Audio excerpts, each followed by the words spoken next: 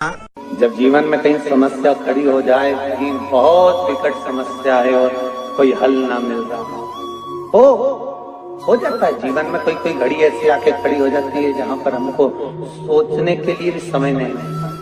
तब शिव महापुराण की इस पवित्र कथा में आप लोगों से कहना चाहेंगे, शुक्रवार के दिन अगर शंकर के मंदिर में जल चढ़ाया जाए तो नारी का अखंड सौभाग्य होता है।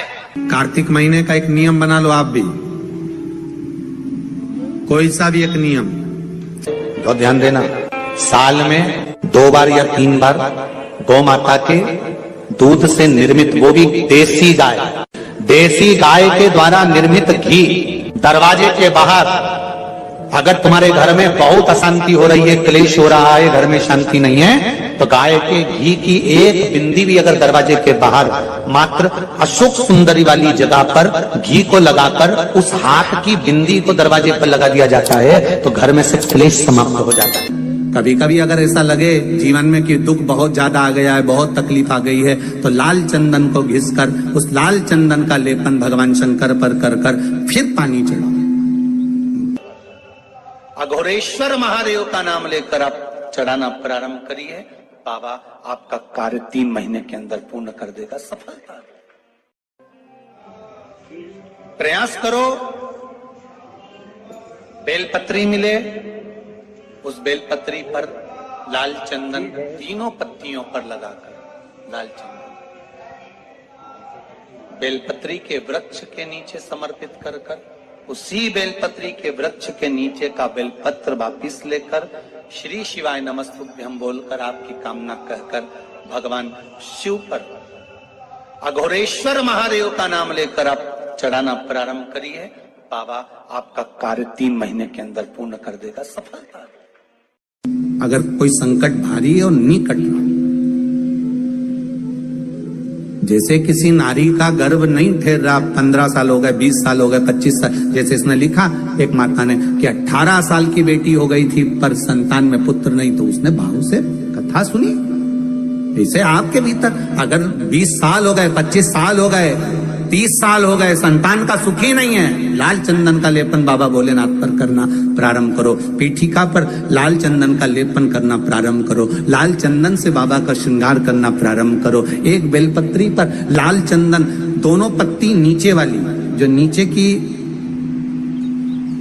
की जो 2 पत्ती होती है, इस पे लाल चंदन और बीच वाली पत्ती पर पीला चंदन लगाकर बाबा के शिवलिंग को समर्पित करिए, बाबा से प्रार्थना करिए, रोज प्रार्थना करो। परंतु एक बात का स्मरण रहे, 25 साल हो गए, 20 साल हो गए, 30 साल हो गए, संतान नहीं, तो पहले जल से अभिषेक कराना, अभिषेक कराकर उस जल का आचमन करने के बाद हाथ को खासा करना, धोना, उसके बाद में फिर वापिस बाबा का स्नान कराओ, फिर चंदन का लेपन कराओ, फिर 1 लोटा जल चढ़ाकर बाबा का स्नान कराओ। बाबा का बड़ा सुंदर भाव से लाल चंदन से जो अभिषेक करता है, बाबा को लेपन कर फिर जल चढ़ समर्पित करता है, निश्चित है उसकी गोदी मेरा देव अधिदेव महादेव जरूर भरता है, ये निश्चितता है। हम तो बेटियों से भी कहते हैं, जिसका विवाह नहीं हो रहा हो, 25 साल, 30 साल, 27 साल, 28 साल, 32 साल, 40 साल हो गए हो, नहीं हो रहा हो बेटा बेटी का विवाह, उसे लाल चंदन का प्रयोग अशोक सुंदरी वाली जगह पर 7 बिंदी लाल चंदन की लगाकर 7 बेलपत्र 7 बिंदी पर रखिए और महाराज अपनी कामना कर भगवान से आइए, बाबा देगा, करेगा, 3-4 महीने में विवाह पक्का करेगा। ये लाल चंदन की महत्वता है शिव तत्व।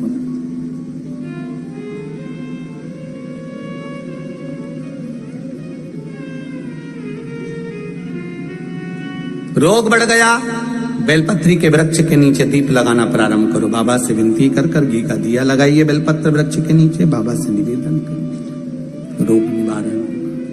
भगवान का एक नाम है अघोर, ब्रह्मा जी को दर्शन दिया, अघोर मतलब सिद्ध नाम, सिद्ध करने को, कार्य की सिद्धता देने।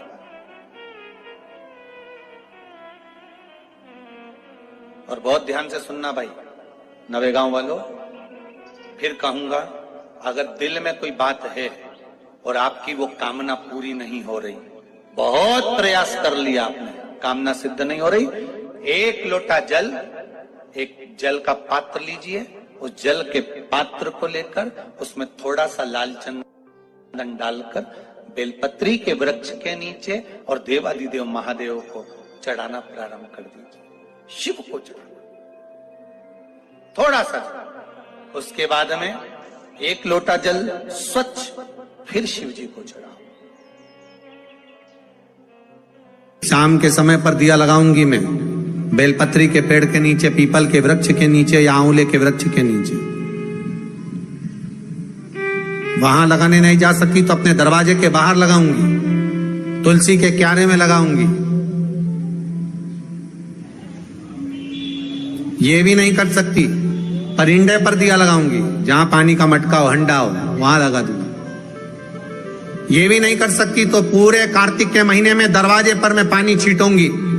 इतना तो बना सकते हो कि अपने घर के दरवाजे पर मैं पानी छीट दूंगी, द्वार पर जल का छींटा कर दूंगी। ये भी नियम ना बने तो मैं प्रतिदिन ठाकुर जी को एक तुलसी का दल समर्पित कर दूं। श्री शिवाय नमस्तुभ्यम, सब बोलिए एक बार जमकर, श्री शिवाय नमस्तुभ्यम। प्रैक्टिकल जरूर करना, कहीं सियोर वाला महाराज झूठ तो नहीं बोल रहा। शास्त्रों की बातें हमारे जीवन में हमें सुख प्रदान करे, इसलिए इस भाव का आनंद करते हुए आज की कथा को विराम देते हैं। श्री शिवाय नमस्तुभ्यम। मेरे चैनल को सब्सक्राइब करें, बेल आइकन प्रेस करें, जिससे कि आपको लेटेस्ट वीडियो। जितने आस्था चैनल पर कथा सुन रहे हो, जितने फेसबुक और यूट्यूब पर सुन रहे हो, बहुत सावधानी से सुनना। 2 बार पशुपति व्रत कर लिए, आपने ये कर लिया, आपने प्रदोष कर लिया, आपने सोमवार कर लिया, आपने सारे अनुष्ठान कर लिए, बहुत सारे उपाय भी करे। तो शुक्रवार के दिन अगर शंकर के मंदिर में जल चढ़ाया जाए तो नारी का अखंड सौभाग्य होता है। शुक्रवार के दिन बेलपत्री के वृक्ष के नीचे बैठकर घृत का दिया लगाकर शरीर में जो रोग है उसका स्मरण कर कल करके देखना। जो बच्चा चिड़चिड़ कर रहा हो, बहुत गुस्सा कर रहा हो, बहुत गुस्सा, जो बहू चिड़चिड़ कर रही हो, जो सास चिड़चिड़ कर रही हो, भाई बंधु कुटुंब कोई चिड़चिड़ कर रहा हो, बहुत क्लेश घर में हो रहा हो, एक कटोरी में पानी लो, तुमरुका जी का नाम लो, शिव जी का नाम लेकर, तुमरुका जी का नाम लेकर थोड़ा सा पानी का आचमन करा दो। 10 मिनट 5 मिनट में एकदम चुप, लड़ी नहीं सकती, गुस्सा। लक्ष्मी सबसे ज्यादा प्रसन्न कौन से दिन होती है? जम के बोलिए जरा। शुक्रवार। तो शुक्रवार को लक्ष्मी सबसे ज्यादा प्रसन्न क्यों होती है? शिव महापुराण यहाँ तक विष्णु पुराण करती है, स्कंद पुराण वर्णन करती है, कार्तिक खंड वर्णन करता है कि तुलसी का क्यारा गोल है, चौकोर है, षडाकार का है। उसका भी प्रमाण हमारे शास्त्र में लिखा हुआ है कि अगर तुलसी का कुंड गोल है तो वो ऐश्वर्य प्राप्त करता है, तुलसी का कुंड चौकोर है तो वो वंश की वृद्धि करता है, तुलसी का कुंडा अगर षडाकृति का है, 6 फलक वाला है तो वो घर में संपदा की वृद्धि करता है। ये तुलसी के कुंड का भी प्रमाण हमारे यहाँ शास्त्र में लिखा हुआ है कि कुंडा कैसा होना चाहिए, तुलसी के कुंड की आकृति कैसी होना चाहिए। उसका प्रसन्न होने का कारण क्या था? लक्ष्मी जी के 2 भाई थे, दोनों की शादी नहीं हो रही थी, दाता और विधाता, दोनों का विवाह नहीं हो रहा। और दाता विधाता के लिए लक्ष्मी बड़ी परेशान थी, रोज नारायण से कहती थी प्रभु कुछ कृपा करिए, दाता विधाता का विवाह नहीं हो रहा, उम्र होती चली जा रही है, इनका कुछ करिए प्रभु, आप नारायण हो, आप कुछ तो कर सकते हो। भगवान नारायण ने तब लक्ष्मी से कहा एक काम करो, बेलपत्री के पेड़ के नीचे बैठकर लक्ष्मी तुम अनुष्ठान करो तुम्हारे भाइयों के विवाह के लिए। इसलिए आज भी हमारे हिंदू धर्म की रीति है कि बेलपत्री के पेड़ के नीचे शाम के समय लक्ष्मी का वासा होता है। इसलिए लोग इस बेलपत्री के पेड़ के नीचे तुम्हारा रात्रि को, शाम को 6 बजे से लेकर रात्रि को 8 बजे तक तुम्हारा निवास होगा। जैसे पीपल के पेड़ में देवताओं का निवास, आपको आप लोगों ने यदि पद्म पुराण पढ़ी होगी या सुनी होगी तो उसमें स्पष्ट कहा है। पीपल के वृक्ष की गणना ध्यान देना, पीपल के वृक्ष में सुबह 4 बजे से लेकर 7 बजे तक ब्रह्मा जी का वासा होता है। पीपल के वृक्ष में सुबह 7 बजे तक ब्रह्मा जी का वासा, 7 बजे से लेकर 10:30 बजे तक पीपल के वृक्ष में भगवान विष्णु का वासा होता है। कितनी बजे तक? 10:30। 10:30 से लेकर 11:30 12 बजे तक पीपल के वृक्ष में पितरों का वासा होता है। इसलिए हमारे यहाँ पितरों को श्राद्ध पक्ष में जो भोजन कराया जाता है वो 10:30 से 12 के बीच में कराया जाता है। 12 बजे के बाद पीपल के वृक्ष में दोपहर के 1:30 बजे तक आहूतों का वासा रहता है। आहूत कौन? जो गर्भ में शांत हो गए, जो कुंवारी अवस्था में शांत हो गए, जो जन्म लेने के बाद उनका विवाह नहीं हुआ और शांत हो गए, उन आहूतों का वासा उस पीपल के वृक्ष में दोपहर में 1:30 बजे तक रहता है। उसके बाद में प्रेतों का वासा चालू होता है। इसलिए दोपहर के समय पीपल के पेड़ की परिक्रमा नहीं होती। फिर शाम को 4 बजे से 7 बजे तक पीपल के वृक्ष में शंकर जी का वासा होता है, इसलिए शाम के समय पीपल की परिक्रमा नहीं होती। 7 बजे के बाद में पीपल के वृक्ष में रात्रि को 9 बजे तक कुबेर का वासा होता है। फिर 9 बजे के बाद में प्रेतवास चालू होता है पीपल के वृक्ष में। उसी तरह बेलपत्री का जो वृक्ष है, उस बेलपत्री के वृक्ष के नीचे रात्रि को 8 बजे से लेकर 12 बजे तक बेलपत्री के पेड़ के नीचे कुबेर का निवास होता है। महाराज, कुबेर का निवास। प्रयास करा करो इसी बेलपत्री के पेड़ के नीचे हम दीप लगाएं, घी का दिया। यदि संपदा की कमी हो तो, अगर भगवान ने खूब संपदा दी है तो भले मत लगाओ, कोई दिक्कत।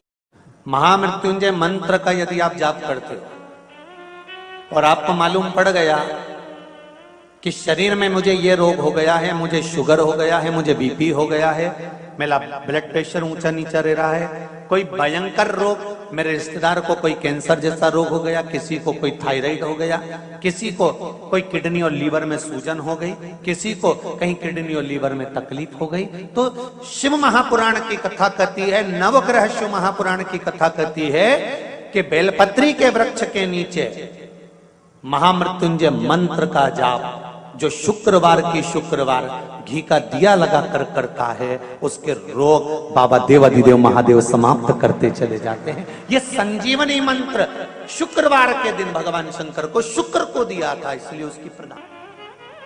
शुक्रवार के दिन बेलपत्री के वृक्ष के नीचे बैठकर घृत का दिया लगाकर शरीर में जो रोग है उसका स्मरण कर कर शंकर जी से विनय कर कर, हे भोलेनाथ, आपने शुक्र देवता को संजीवनी मंत्र दिया है, तो क्या आप मेरे को वो मंत्र प्रदान नहीं करोगे?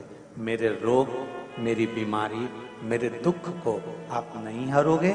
शिव से कहो, ये शरीर आपने दिया है और भजन करने के लिए दिया है, स्मरण करने के लिए दिया है, कीर्तन करने के लिए दिया है, तो संभालोगे भी आप। और बेलपत्री की ओर मुख कर कर घी का दिया लगाकर महामृत्युंजय मंत्र का स्मरण कर लेने पर धीरे धीरे धीरे धीरे धीरे धीरे वो रोग समाप्ति की ओर आता चले जाता। अगर आप शंकर भगवान को एक लोटा पानी अगर शिव को समर्पित कर रहे हो, श्वेत पुष्प को रखकर शंकर जी के ऊपर सफेद फूल को चढ़ाकर अगर एक लोटा जल भी, एक पात्र जल भी शंकर को समर्पित कर रहे हो, तो ये लक्ष्मी के लिए ही तो कर रहे हो। और कौन सी लक्ष्मी? पूर्ण लक्ष्मी, पूर्ण लक्ष्मी। आपको पहले भी कथा में कहा, एक बार भगवान विष्णु के सामने लक्ष्मी मैया ने बहुत तेज स्वर में कह दिया था, नारायण, दुनिया के लोग आपका नाम जपते हैं, दुनिया के लोग नारायण नारायण कहते हैं, दुनिया के लोग आपका भजन करते हैं, पर सत्य मायने में कहूं ना तो मेरे बिना दुनिया